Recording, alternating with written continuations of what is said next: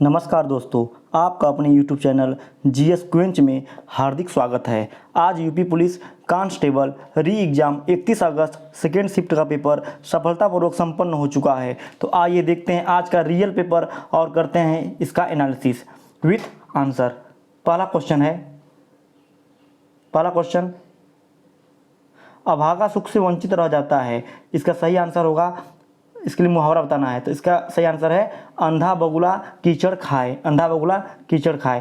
Question number second है हिंदी का, गमन शब्द को विपरीतार्थक बनाने के लिए किस उपसर्ग का प्रयोग करेंगे। तो इसमें जोड़ देंगे आ। उपसर्ग जो है शब्द के पहले लगता है तो आगमन हो जाएगा। ठीक है, तो ये हो जाएगा ऑप्शन नंबर सी, आगमन, आ। ठीक है, क्वेश्चन नंबर 3 की तरफ बढ़ते हैं। निम्नलिखित में से कौन सा शब्द संबंधवाचक सर्वनाम है। तो इसका आंसर हो जाएगा जो, तीसरा का बी आंसर। ठीक है, ये पेपर आप लोगों को इस तरह दिख रहा होगा क्योंकि ये ओरिजिनल पेपर है, तो इसका जो प्रिंट है थोड़ा सा आपको कुछ डल दिखेगा। ठीक है, अगला क्वेश्चन की तरफ बढ़ते हैं। कारक के कितने भेद हैं। तो कारक के 8 भेद होते हैं, ऑप्शन नंबर सी।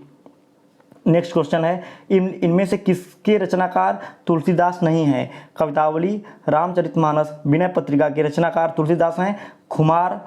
खुमान रासों के रचनाकार तुलसीदास नहीं है, ऑप्शन नंबर ए। अगले क्वेश्चन की तरफ बढ़ते हैं। स्वर ए आय का उच्चारण स्थान कौन सा है। तो इसका उच्चारण स्थान है कंठ और तालु दोनों से, कंठ तालव्य। ठीक है, अगले क्वेश्चन की तरफ बढ़ते हैं। स्वर्ग, पृथ्वी, हरिण किस शब्द के अनेकार्थी हैं। तो ये हैं खेचर शब्द के। अगले क्वेश्चन की तरफ बढ़ते हैं। सन 1973 में साहित्य अकादमी पुरस्कार प्राप्त आलोक पर्व किसकी रचना है। तो आलोक पर्व रचना है हजारी प्रसाद द्विवेदी की। नेक्स्ट क्वेश्चन 9, 2002 में 2 पंक्तियों के बीच कविता के लिए साहित्य अकादमी पुरस्कार किसे दिया गया। तो यह दिया गया था राजेश जोशी जी को। अगले क्वेश्चन की तरफ बढ़ते हैं। स्वर संधि के कितने प्रकार होते हैं। तो स्वर संधि के 5 प्रकार होते हैं। ठीक है, दीर्घ, गुण, यड़, वृद्धि और आयादि 5 प्रकार होते हैं। अगले क्वेश्चन की तरफ बढ़ते हैं। वह घर से बाहर गया, इस वाक्य में से कौन सा कारक है। तो देखिए, जहाँ अलगाव की बात होती है तो वहाँ अपादान कारक होता है, option number A. Question number 12, निम्नलिखित में से कौन सा शब्द त्रयंबकम का पर्यायवाची नहीं है। इसका सही आंसर है विरूपाक्ष। अगला क्वेश्चन की तरफ बढ़ते हैं। कौन सा वाक्य शुद्ध है। तो चारों में से रामचरितमानस एक धार्मिक ग्रंथ है, यह शुद्ध वाक्य है, ऑप्शन नंबर ए। अगले क्वेश्चन की तरफ बढ़ते हैं। निम्न में से किस रस का स्थायी भाव क्रोध है। तो रौद्र रस का स्थायी भाव क्या है, क्रोध, ऑप्शन नंबर डी। अब देखिए क्वेश्चन नंबर 15, श्रुति श्रम भिन्नार्थक शब्द के जोड़े को पहचानिए। तो दिन, दिवस, अपेक्षा, उपेक्षा। ठीक है, संसार, जगत, ये क्या है, शाम, संध्या। तो भिन्नार्थक बना, इसमें देखिए दिन का अर्थ होता है दिवस, संसार का जगत, शाम का संध्या, अपेक्षा का उल्टा हो जाएगा उपेक्षा, ऑप्शन नंबर बी। अगले क्वेश्चन की तरफ बढ़ते हैं हम। परीक्षा शब्द निम्नलिखित में से किस वर्ग में आता है। परीक्षा शब्द जो है हमारा तद्भव शब्द में आता है। ठीक है, अगले क्वेश्चन की तरफ बढ़ते हैं। कर्मवाच्य में प्रधान होता है। तो कर्मवाच्य में कर्म प्रधान होता है। ठीक है, चंद्रमा तथा ब्राह्मण के लिए एक शब्द है, तो यह है सोम, option number B. Question number 19 की तरफ बढ़ते हैं। पंकज में कौन सा समास है। तो पंकज में बहुब्रीहि समास है। ठीक है, क्वेश्चन नंबर 20 की तरफ बढ़ते हैं। आ बैल मुझे मार का अर्थ है जानबूझकर मुसीबत में पड़ना, जानबूझ के मुसीबत में पड़ना। दोस्तों आपसे एक रिक्वेस्ट छोटा सा, यदि इस वीडियो पर आप नए हैं तो प्लीज़ चैनल को सब्सक्राइब करके चैनल को लाइक करें। यदि हमारे बताने में थोड़ी सी भी त्रुटि हो तो आप कमेंट सेक्शन में इस क्वेश्चन का आंसर बता सकते हैं, और ये भी बता सकते हैं कि आप लोगों ने कितना क्वेश्चन सही किया, कितना आपसे नहीं बन पाया। अगले क्वेश्चन की तरफ बढ़ते हैं 21 की तरफ। हर्ष, शोक, घृणा, आश्चर्य जैसे भावों को व्यक्त करने के लिए विस्मय आदि बोधक चिन्ह का प्रयोग किया जाता है, ऑप्शन नंबर डी। अगले क्वेश्चन की तरफ बढ़ते हैं। निम्न में से कौन सा शब्द तद्भव है। तो इसका सही आंसर हो जाएगा जीव। तद्भव मतलब अशुद्ध, जीव का शुद्ध हो जाएगा जिह्वा। ठीक है, अगले क्वेश्चन की तरफ बढ़ते हैं। नवल सुंदर श्याम शरीर में कौन सा अलंकार है? तो इसमें है रूपक अलंकार। अब अगला क्वेश्चन, ख ग घ फ ध्वनियाँ किस भाषा की हैं? तो ये ध्वनियाँ अरबी फारसी भाषा की हैं। अगले क्वेश्चन की तरफ बढ़ते हैं। ऐसा लगा मानो बम फटा हो, वाक्य में कौन सा अव्यय है? तो इसमें जो है स्वरूप बोधक अव्यय है। अगला क्वेश्चन है, विधानमंडल द्वारा पारित या स्वीकृत विधि क्या कहलाता है? तो इसे कहते हैं अधिनियम। अगला क्वेश्चन की तरफ बढ़ते हैं। अर्धविराम का सूचक चिन्ह है, तो अर्धविराम का सूचक चिन्ह हो जाएगा ए वाला, ठीक है, ए अर्धविराम का, ऑप्शन नंबर बी सही है। अगले क्वेश्चन की तरफ बढ़ते हैं। निम्नलिखित में से किस वाक्य में अकर्मक क्रिया है? तो राम मोहन को रुला रहा है, पहला, पानी बरस रहा है, मैं गेहूं पिसवाता हूं, श्याम निबंध लिखता है। तो पानी बरस रहा है में कोई भी कर्म नहीं है, ठीक है, ऑप्शन बी। अगला क्वेश्चन की तरफ बढ़ते हैं। निम्नलिखित में प्रश्न में से 4 विकल्पों में उस विकल्प का चयन करें जो शब्द युग्म का सही अर्थ का सूची बताता हो। देखिए सूची, सूची तो सूची माने होता है चाह हुआ, और सूची माने हो गया बड़ी सूची का तालिका। ऑप्शन नंबर 20 का करेक्ट हो जाएगा। क्वेश्चन नंबर 30, निम्नलिखित में से एक वाक्य में विशेषण का प्रयोग नहीं हुआ है। तो चारों वाक्यों को ध्यान से पढ़ने पर पता चलता है कि इसमें ऑप्शन नंबर बी करेक्ट है, वह विद्यार्थी है, ठीक है। अगले क्वेश्चन की तरफ बढ़ते हैं। अन्या से अनन्या किसकी रचना है? तो अन्या से अनन्या प्रभा खेतान जी की रचना है, ठीक है। अब देखिए 32 नंबर का देखते हैं। अर्घ्य शब्द का समभिन्नार्थक क्या है? तो अर्घ्य का होता है पूजनीय, तो पूजा करना, तो इसका हो जाएगा पाप। क्या हो जाएगा? पाप। देखिए क्वेश्चन नंबर 33 से लेकर 37 तक गद्यांश हैं, तो आप लोग वीडियो को पॉज करके इसका आंसर आप लोग हमें कमेंट सेक्शन में बता सकते हैं, ठीक है। बहुत ही सिंपल होता है, तो अब इसको पॉज कर लेंगे वीडियो को और इसको पढ़ के इसका 37 तक का आंसर आप हमको कमेंट सेक्शन में बताएंगे, ठीक है। अब हम जीएस पोर्शन की तरफ बढ़ते हैं, ठीक। क्वेश्चन है, उत्तर प्रदेश में राष्ट्रीय शर्करा संस्थान NSI कहाँ स्थित है? तो राष्ट्रीय शर्करा संस्थान जो है मतलब शुगर वाला, यह है कानपुर में स्थित है, ठीक है। अगला क्वेश्चन, अंतर्राष्ट्रीय दूरसंचार संघ ITU क्या करता है? तो अंतर्राष्ट्रीय दूरसंचार संघ जो है ITU वैश्विक इंटरनेट ट्रैफिक की निगरानी करता है और ऑनलाइन सामग्री और सोशल मीडिया प्लेटफॉर्म को नियंत्रित करता है। तो ऑप्शन नंबर ए क्या हो जाएगा? बिल्कुल करेक्ट हो जाएगा। अगले क्वेश्चन की तरफ बढ़ते हैं हम। सोशल मीडिया पर हैशटैग का इस्तेमाल किया जाता है, तो हैशटैग का इस्तेमाल होता है जुड़ाव और पहुंच को बढ़ाने के लिए। हम लोग यूट्यूब में हो, इंस्टाग्राम पर, फेसबुक में हैशटैग का इस्तेमाल करते हैं सोशल मीडिया प्लेटफॉर्म का जुड़ाव और पहुंच को बढ़ाने के लिए। ऑप्शन नंबर डी करेक्ट हो जाएगा।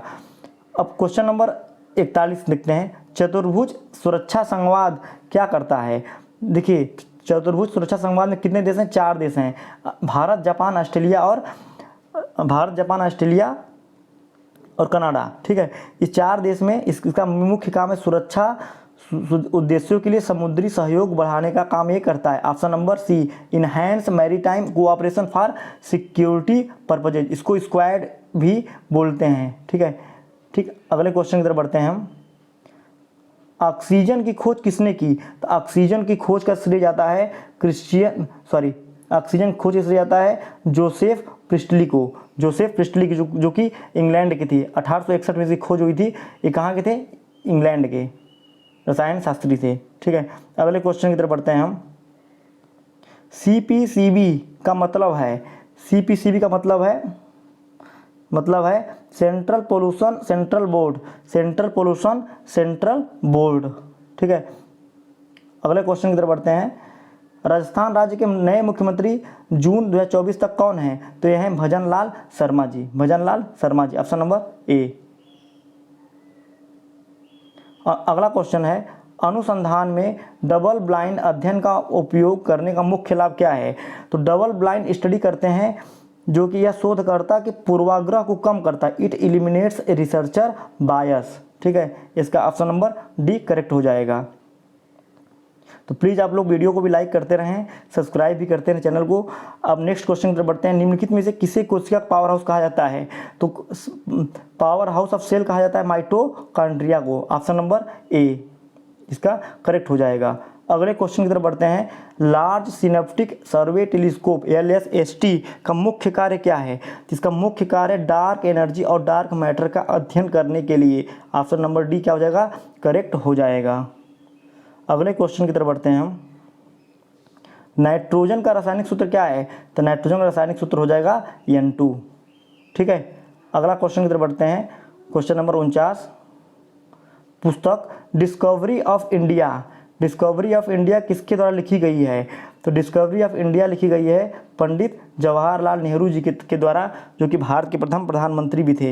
यहीं पर अगर क्वेश्चन पूछ देता रीडिस्कवरी ऑफ इंडिया किसके द्वारा लिखी गई है, तो वह लिखी गई थी मेघनाथ देसाई के द्वारा। ठीक है, अगला क्वेश्चन, 2016 की नोटबंदी के पुराने नोट प्रस्तुत करने की अंतिम तिथि क्या थी? तो अंतिम तिथि थी 31 दिसंबर। अंतिम क्या थी? शुरुआत हुआ था 8 नवंबर 2016 से, अंतिम तिथि थी 31 दिसंबर। ठीक, क्षेत्रफल की दृष्टि से अगला क्वेश्चन है, क्षेत्रफल की दृष्टि से कौन सा देश सबसे बड़ा है? तो इन चारों में सबसे बड़ा है रसिया। वैसे भी दुनिया का सबसे बड़ा क्षेत्र एरिया वाइज जो देश है वो है रसिया। अगला क्वेश्चन की तरफ बढ़ते हैं।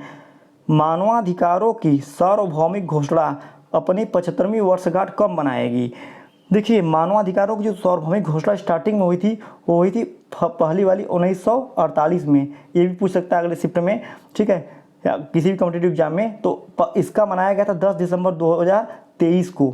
ये इसका करेक्ट आंसर हो जाएगा। ठीक है, ऑप्शन नंबर बी। अगला क्वेश्चन है, निम्नलिखित में से कौन सा सोशल मीडिया प्लेटफॉर्म नहीं है? नौकरी, फेसबुक, ट्विटर, इंस्टाग्राम। तो नौकरी क्या है? सोशल मीडिया प्लेटफॉर्म नहीं है। अगले क्वेश्चन की तरफ बढ़ते हैं। लोक लुभावनवाद का उदय वैश्विक राजनीतिक स्थिरता को किस प्रकार प्रभावित करता है? तो इसका सही आंसर हो जाएगा राजनीतिक ध्रुवीकरण बढ़ाकर और लोकतांत्रिक संस्थाओं को कमजोर करके। ऑप्शन नंबर बी इसका क्या हो जाएगा? डी हो जाएगा करेक्ट। ठीक है, अगले क्वेश्चन की तरफ बढ़ते हैं। आतंकवाद विरोधी अभियानों का प्राथमिक उद्देश्य क्या है? तो इसका जो काउंटर इंसर्जेंसी का ऑपरेशन का मेन उद्देश्य है विद्रोहियों का सैन्य दमन करना। ठीक है, ऑप्शन नंबर डी। अगले क्वेश्चन की तरफ बढ़ते हैं। IGST में आई का मतलब क्या है?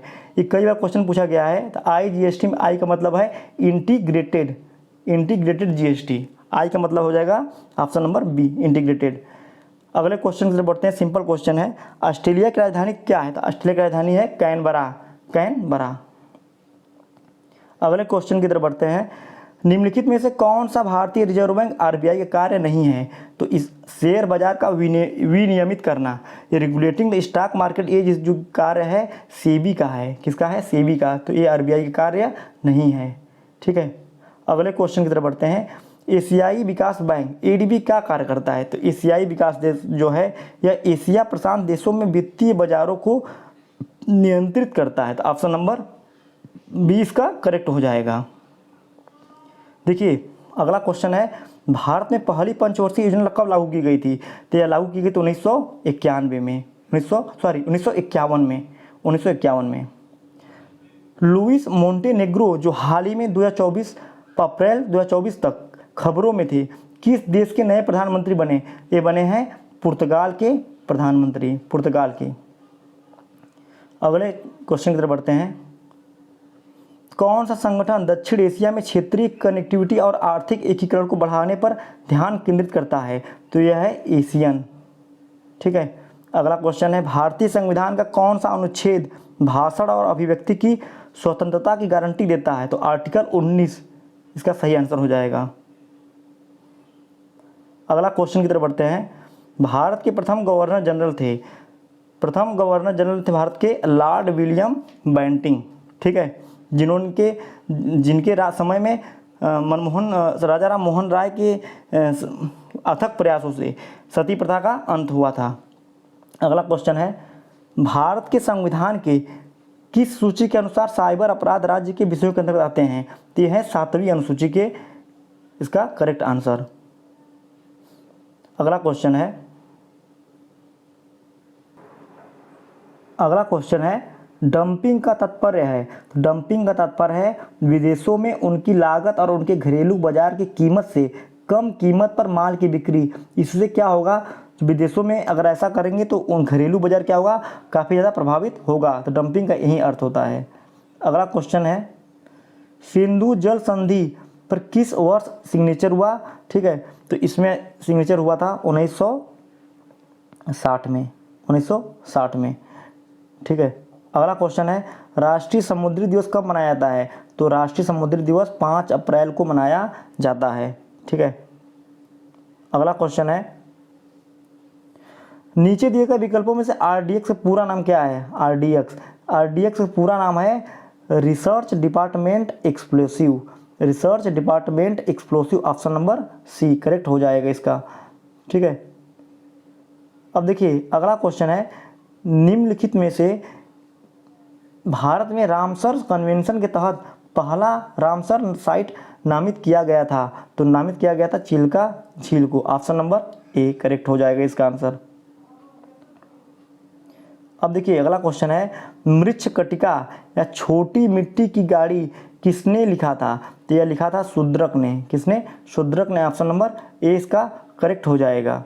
अगला क्वेश्चन है, कम विकसित देशों में गरीबी मुख्यतः किसके कारण है? पहला, लोगों की बुद्धि का अभाव, दूसरा स्वैच्छिक आलस्य, तीसरा आय समानता, चौथा सांस्कृतिक गतिविधियों का अभाव। जिसका सही आंसर हो जाएगा आय की असमानता।